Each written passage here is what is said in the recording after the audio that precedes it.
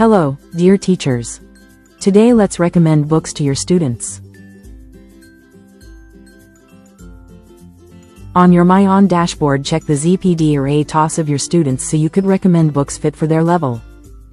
Step 1. Click the Library tab. We could use Search and Favorites, but today let's use the Browse tab so you can select the genre of the book you want to recommend. Step 2. Click the ATOS level and select the range fit for your students. Step 3.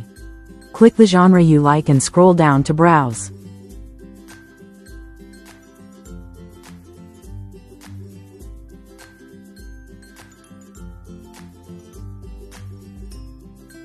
Step 4.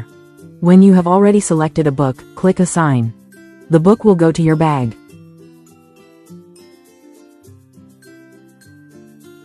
You may remove the past selected books in your bag if you like. Step 5. Click Recommend to Students. Select the date you want your books to be in their Recommended by You section. Step 6. Select your students and click Recommend.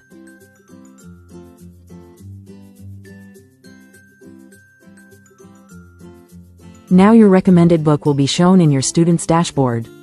They just have to scroll down and find the recommended by your name.